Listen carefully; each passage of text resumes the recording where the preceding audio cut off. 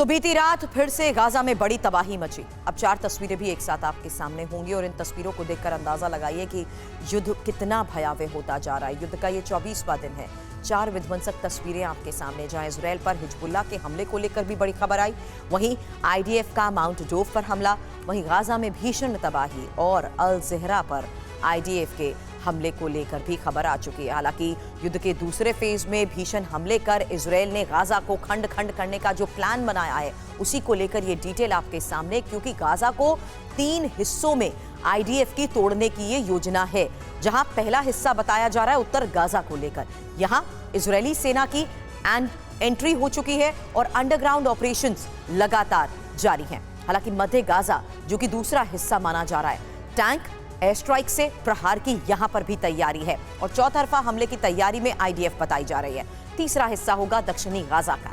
Hamas के ठिकानों को तबाह करना जाहिर सी बात है मकसद है। हमास के लड़ाकों को चुन चुन कर मारने की तैयारी भी है और गाजा को 3 हिस्सों में जिस तरीके से आईडीएफ तोड़ रही है, गाजा में मची तबाही को लेकर दुनिया के कई मुल्कों ने फिलहाल, आपको बता दें, अपनी आवाज को अब बुलंद करना शुरू कर दिया है। किसकी तरफ से फिलहाल क्या कहा गया है, क्योंकि गाजा के लिए मदद के जो हाथ खुल रहे हैं उसमें देखिए ऋषि सुनक कह रहे हैं कि गाजा में मानवीय सहायता की जरूरत है।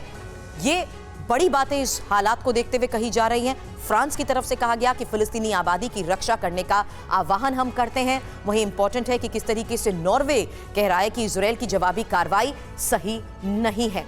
इसके साथ ही रोइसी की तरफ से यह बयान आया कहते हुए कि गाजा में रेड लाइन पार कर चुका है अब इजरायल, और जिस तरीके से हमलों को अंजाम दिया जा रहा है, इजरायल के हमलों को चुपचाप अब नहीं देखा जा सकता है। लेकिन ये बयान क्या कोई बड़ा संकेत है?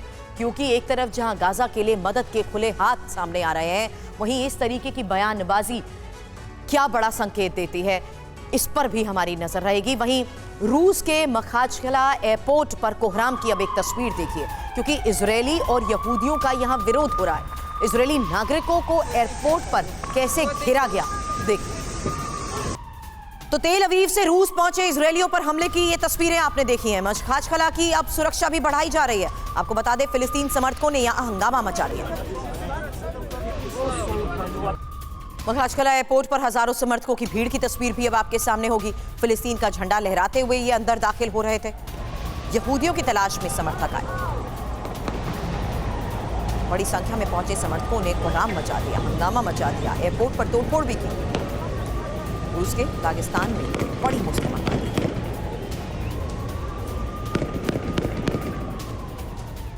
और मखाचकला एयरपोर्ट पर फायरिंग की भी खबर आई, जहां रनवे खाली कराने के दौरान फायरिंग हुई है। दागिस्तान एयरपोर्ट पर रूस की स्पेशल फोर्स भी पहुंच चुकी है।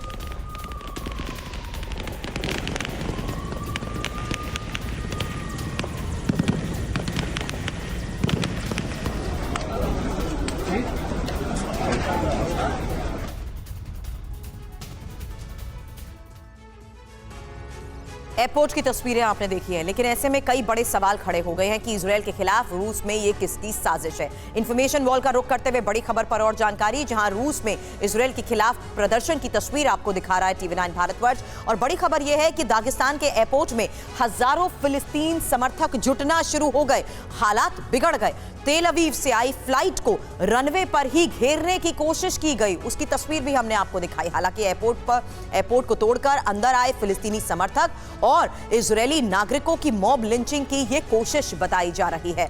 जाहिर सी बात है, दंगाइयों को रोकने के लिए स्पेशल फोर्स भी वहां पर तैनात कर दी गई और हालात को देखते हुए सुरक्षा बढ़ाने का फैसला भी लिया गया है। हालांकि भीड़ ने नेतन्याहू के खिलाफ लगातार नारेबाजी की और देखते ही देखते हालात बिगड़ते गए, क्योंकि प्रदर्शनकारियों ने सभी यात्रियों के पासपोर्ट भी चेक करना शुरू कर दिए थे। अब एयरपोर्ट के इन हालात की ये तस्वीरें सामने जो आ रही हैं, उसी के तहत बड़ा सवाल यह है कि इजरायल के खिलाफ रूस में ये अब किसकी साजिश है। अब ये भी देखिए कि जिस तरीके से रूस में अब संकट में है यहूदी, रूस के दागिस्तान इलाके में यहूदी छात्रों पर हमले को लेकर भी एक सबसे बड़ी खबर सामने आ चुकी है और नेतन्याहू ने बयान जारी कर अब रूस को आगाह भी कर दिया है। हालांकि इजरायली लोगों की सुरक्षा को लेकर चिंता जरूर इस बयान में जाहिर की गई है, लेकिन छात्रों पर हो रहे हमलों को रोकने की तुरंत मांग की गई है और रूस में मौजूद इजरायली राजदूत क्रेमलिन के वो संपर्क में भी हैं। आपको बता दें, मॉस्को में हमास के प्रतिनिधियों की मेजबानी पर इजरायल ये सख्ती जाहिर कर रहा है और इजरायल ने रूसी राजदूत को अब तलब भी किया है। हालात को देखते हुए फिलहाल सुरक्षा बढ़ा दी गई है। अब इजरायल पर लेबनान का फिर से हमला, एक और सबसे बड़ी खबर, जहां इजरायल के 3 शहरों पर 19 मिसाइल से हमले को लेकर यह बड़ी खबर आई है। आपको बता दें, दक्षिणी लेबनान से ये मिसाइल दागी गई हैं। साफेद, किरियात शमोना और नहारिया में ये मिसाइल दागी गई हैं। मैप के जरिए वो लोकेशंस भी हमने आपको दिखाई हैं। लेकिन इस बीच इजरायल के किरियत शमोना में रॉकेट हमले का ये वीडियो देखिए। हिजबुल्लाह ने रिहायशी इमारतों पर यह हमला किया है। रॉकेट हमले से रिहायशी इमारत में लगी आग की ये तस्वीर।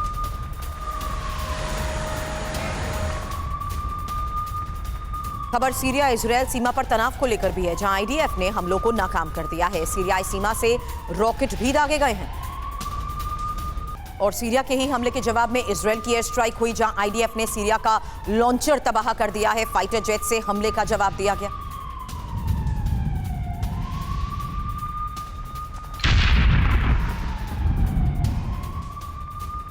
और लेबनान पर बड़े हमले की आशंका को लेकर भी खबर आई, जहां आईडीएफ हमले और तेज कर सकता है।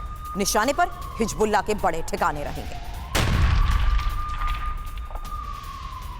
तो जंग के इस हालात के बीच अब इराक, ईरान, लेबनान, इस भारी घमासान को लेकर डिटेल आपके सामने होगी। ये जानना बहुत जरूरी है कि किस तरीके से अब हिजबुल्लाह के ठिकाने भी निशाने पर हैं। इसीलिए आईडीएफ की तरफ से दावे किए गए हैं कि ये हमले अब और तेज हो गए और हमले हो रहे हैं लेबनान पर। लेबनान पर हमले की आशंका को लेकर ये दावा आईडीएफ की तरफ से आखिर क्या है और क्यों ये कहा जा रहा है कि इराक, ईरान, लेबनान भारी घमासान, यही डिटेल अब आगे भी आपके सामने होगी, क्योंकि लेबनान से हिजबुल्लाह का इजरायल पर यह हमला, ये पहली बड़ी खबर अब आपके सामने ग्राफिक्स के जरिए ये डिटेल कि आखिर किस तरीके से ये घमासान अब और ज्यादा बढ़ता जा रहा है। और इराक, ईरान, लेबनान भारी घमासान इसलिए क्योंकि लेबनान से हिजबुल्लाह का इजरायल पर हमला और सीरिया में ईरान समर्थित गुट का इजरायल पर वार।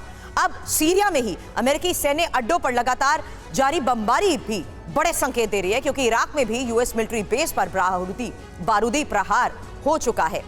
यही बड़ी वजह है कि अब यूएस भी इन हमलों का जवाब दे रहा है। लेकिन इस बीच युद्ध के 24वें दिन 24 भयावह तस्वीरें आपके सामने, जहां हमास और इजरायल के बीच जारी युद्ध में ये 24वां दिन तबाही वैसी मची है जैसी पहले दिन थी।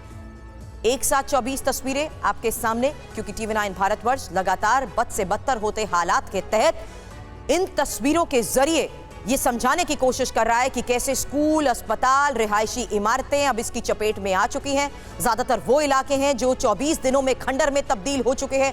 ड्रोन कैमरे से ली गई इन तस्वीरों के जरिए भी अंदाजा लगाया जा सकता है कि लगातार बिगड़ते हालात के बीच सब कुछ तहस नहस कर दिया गया है।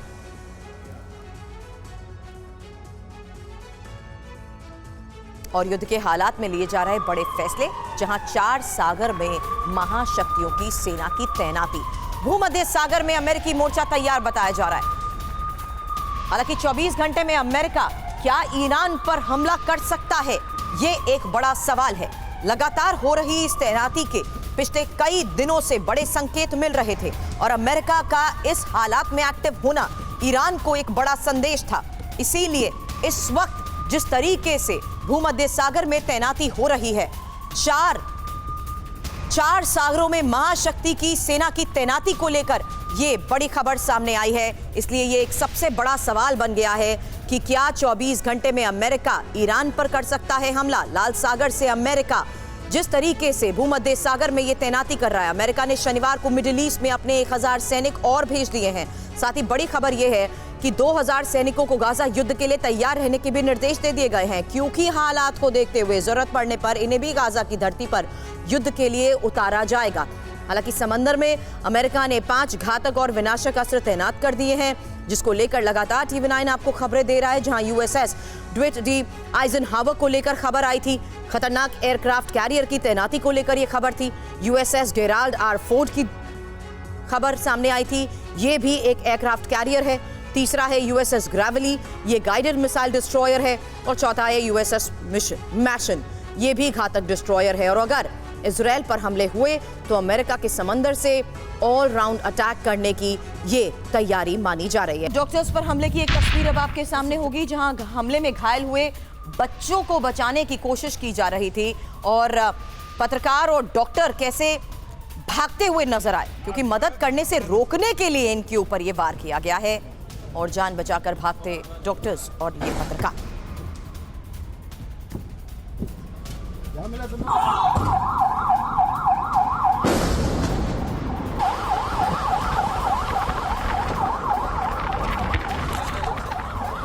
قصف جديد طلع ولا ضربة اسحب معك جهاد استنى और सबसे बड़ी खबर यह है कि गाजा पर इजरायल की एयर स्ट्राइक जारी है, जहां अब आईडीएफ ने रिहायशी इलाकों को कैसे दहलाया। देखिए किस तरीके से ज्यादातर इमारतों को नुकसान पहुंचा।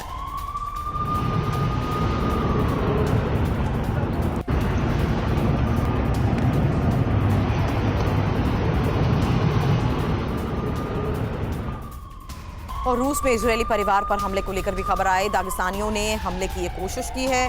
स्थानीय पुलिस ने अब निगरानी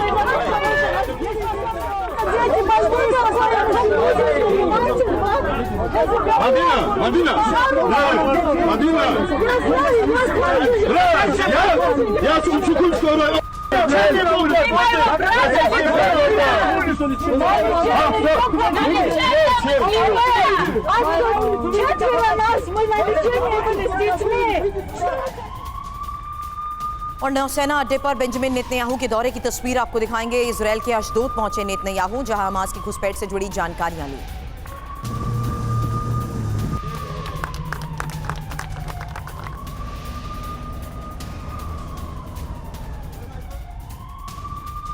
लगातार तैयारियों को लेकर फोर्सेस से कर रहे हैं नेतन्याहू बात, लेकिन हमास नेता मिशाल का अब सनसनीखेज इंटरव्यू सामने आया है, जहां मिस्र की मीडिया आउटलेट को यह इंटरव्यू दिया गया है। रूस और चीन से जंग के लिए समर्थन मांगा गया है। रूस और चीन ने 7 अक्टूबर के हमले की प्रशंसा की, मिशाल की तरफ से यह कहा गया है। सनसनीखेज इंटरव्यू के जरिए क्या बड़े दावे किए जा रहे हैं, इंफॉर्मेशन वॉल का रुख करते हुए हमास नेता खालिद मिशाल ने किस तरीके से डींगे हाँकी हैं, उसी के बारे में इंफॉर्मेशन वॉल पर डिटेल आपके सामने, क्योंकि हमास नेता मिशाल का ये एक सनसनीखेज इंटरव्यू है। तस्वीर उनकी आपके सामने, जहां मिस्र की मीडिया आउटलेट को ये इंटरव्यू दिया गया है। और इस इंटरव्यू में कही गई खास बातें आपको बताते हैं कि रूस और चीन से जंग के लिए समर्थन की मांग की गई है। हालांकि रूस और चीन ने 7 अक्टूबर के हमलों की प्रशंसा की है, यह बयान भी दिया गया है।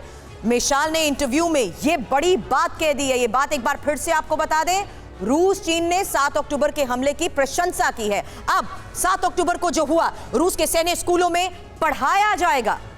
यह बयान, ये इंटरव्यू के दौरान बड़ी बात कही गई है कि 7 अक्टूबर को जो हुआ है ये रूस के सैन्य स्कूलों में भी पढ़ाया जाएगा। हालांकि इस इंटरव्यू के बाद किस तरीके के रिएक्शन सामने आते हैं इस पर भी नजर रहेगी, लेकिन इजरायल के एरेज में लड़ाई अब खत्म हो चुकी है। एक और सबसे बड़ी खबर, जहां आईडीएफ ने हमास के लड़ाकों को खदेड़ दिया है और जंग में मारे गए हमास के कई लड़ाके।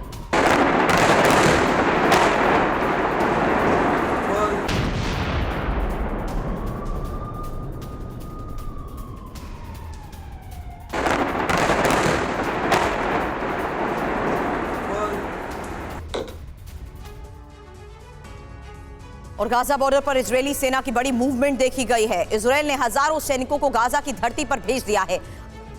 आज रात बहुत बड़े ऑपरेशन की तैयारी को लेकर भी खबर मिल रही है, क्योंकि इजरायल ने आज ही ये ऐलान किया कि अब युद्ध का दूसरा चरण शुरू हो चुका है। जंग का ये दौर अब मरो या मारो वाला है। पहले नेतन्याहू ने कैमरे के सामने ऐलान किया और इसी के साथ इजरायल ने ऑपरेशन ओपेरा भी लॉन्च कर दिया है। सवाल यही है, आखिर ये ऑपरेशन ओपेरा है क्या? इसके तहत इजरायली सेना क्या करने जा रही है, इस रिपोर्ट से समझिए।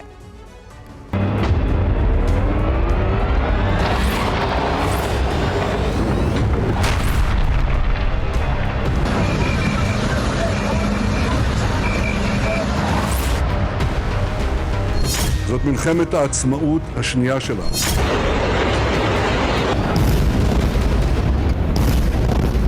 Hunt down every terrorist.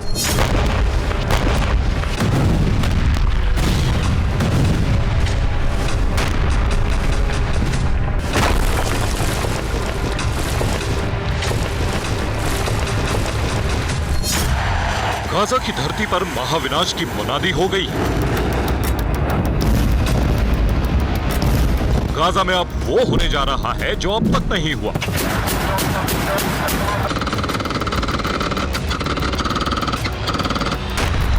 Israel ने आजादी और अस्तित्व की लड़ाई शुरू कर दी, जिससे बारूद की नई आंधी आ गई है।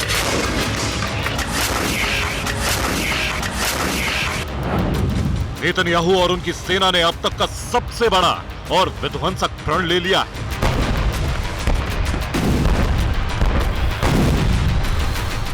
और इसी के साथ युद्ध का दूसरा चरण शुरू हो गया।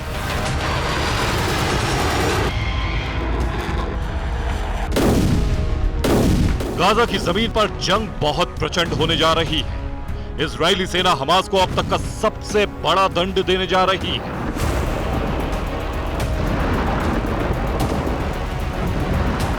आने वाले दिनों में न सिर्फ हमास का खात्मा होगा बल्कि इजरायली सेना को गाजा में विजय चाहिए, इसलिए वो हमास को खत्म करने निकल पड़ी है। 22 दिनों तक युद्ध का पहला फेज चला, लेकिन 23वें दिन से युद्ध में विनाश का दूसरा स्टेज शुरू हो चुका है। दूसरे चरण में इजरायली सेना हमास और गाजा को खत्म कर देगी। इसका ऐलान सिर्फ नेतन्याहू ने नहीं बल्कि इजरायली सेना ने भी किया।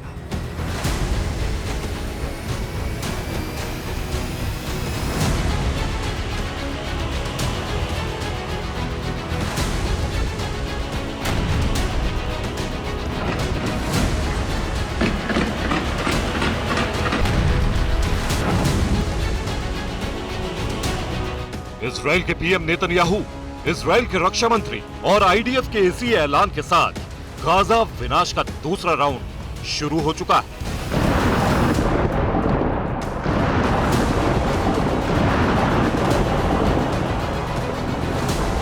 हमास की सेना को खत्म करना, हमास सरकार को मिटाना, बंधकों को रिहा करवाना।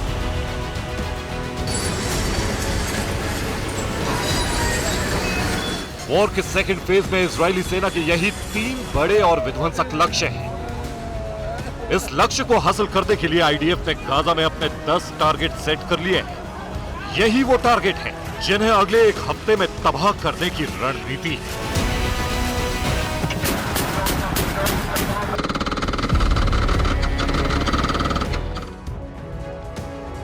तो गाजा में इजरायली सेना के 10 टारगेट हैं। पहला है हमास की सुरंगें और इसी में हमास के लड़ाके और हथियार हैं।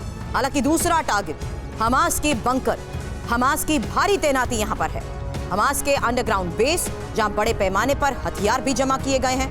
हमास के वो कमांड सेंटर जहां से इजराइल पर हमले के ऑर्डर जारी होते हैं। मिसाइल लॉन्चर सेंटर, यहां तक कि रॉकेट लॉन्च साइट, यहीं से इजरायली शहरों पर हमास हमलों को अंजाम देता आया है। गाजा की धरती पर हमास के कई एंटी टैंक मिसाइल पोस्ट हैं, दर्जनों मोर्टार फायर पोस्ट भी हैं, चप्पे चप्पे पर निगरानी टावर्स भी हैं। यहां तक कि इजरायली सेना इन सभी को खत्म करने वाली है और रात के अंधेरे में गाजा की धरती पर बड़ा विनाश होने वाला है। और इसकी तैयारी कैसे पूरी हो चुकी है हम आपको बता रहे हैं।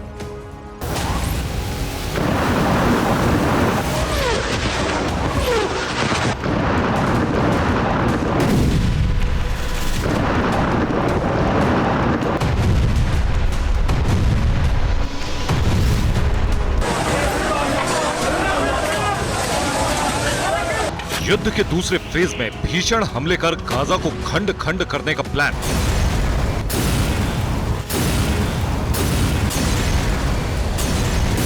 आईडीएफ गाजा को 3 हिस्सों में तोड़ने पर काम कर रही है। पहला हिस्सा होगा उत्तर गाजा। ये वो जगह है जहां इजरायली सेना न सिर्फ घुस चुकी है बल्कि ग्राउंड ऑपरेशन चला रही है। दूसरा हिस्सा होगा मध्य गाजा और तीसरा हिस्सा होगा दक्षिणी गाजा। इजराइल सबसे पहले उत्तरी गाजा में हमास का खात्मा करेगा। इसके बाद यहां पर अपना सैन्य बेस बना लेगा। फिर इसी सैन्य बेस से मध्य और दक्षिणी गाजा में मौजूद हमास के बाकी बचे ठिकानों को तबाह करेगा। इजराइल ने जो ऑपरेशन शुरू किया है उसमें उसका साथ अमेरिका दे रहा है। एक रिपोर्ट के मुताबिक गाजा में जो इस वक्त ग्राउंड ऑपरेशन चल रहा है उसमें अमेरिका के 5000 सैनिक शामिल हैं। गाजा में हजारों इजरायली सैनिकों के साथ अमेरिकी कमांडो भी अर्बन वॉरफेयर को अंजाम देने में पूरी तरह से जुट चुके हैं। अमेरिका ने शनिवार को मिडिल ईस्ट में अपने 1000 सैनिक और भेज दिए हैं। साथ ही 2000 सैनिकों को गाजा युद्ध के लिए तैयार रहने को कहा है। जरूरत पड़ने पर इन्हें भी गाजा की धरती पर युद्ध के लिए उतारा जाएगा। इतना ही नहीं, अमेरिका ने इजराइल की रक्षा में मिडिल ईस्ट के समंदर में भी भारी डिप्लॉयमेंट कर दी है। यहां अमेरिका ने अपने घातक एयरक्राफ्ट कैरियर और विनाशक डिस्ट्रॉयर को तैनात कर दिया है।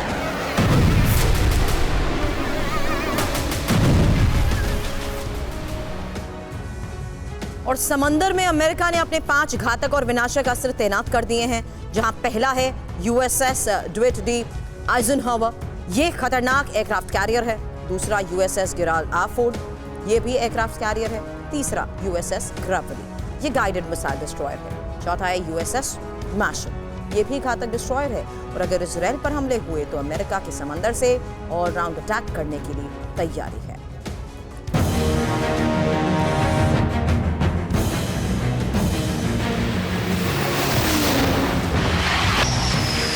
भूमध्य सागर में मौजूद अमेरिकी एयरक्राफ्ट कैरियर आइजनहावर की तरफ से संदेश भी प्रसारित हो चुका है।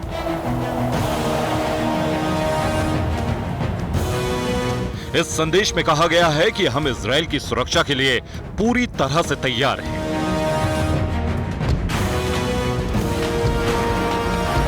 इजरायली और अमेरिकी सैनिक उत्तरी गाजा में घुस चुके हैं। युद्ध का दूसरा चरण शुरू हो गया है। अमेरिका ने इजराइल को आंख दिखा रहे अरब और मिडिल ईस्ट देशों को चारों तरफ से घेर लिया है। अगर कोई भी देश इजराइल पर हमला करने की हिमाकत करता है तो अमेरिका उसे सबक सिखाने के लिए पूरी तरह से तैयार है। यानी इजराइल को अमेरिकी कवच प्राप्त हो चुका है। इसीलिए उसने गाजा की धरती पर अब तक का सबसे विध्वंसक युद्ध शुरू कर दिया है। यह युद्ध तब खत्म होगा जब हमास पूरी तरह से खत्म हो जाएगा। Bureau report, TV9 Bharatvarsh.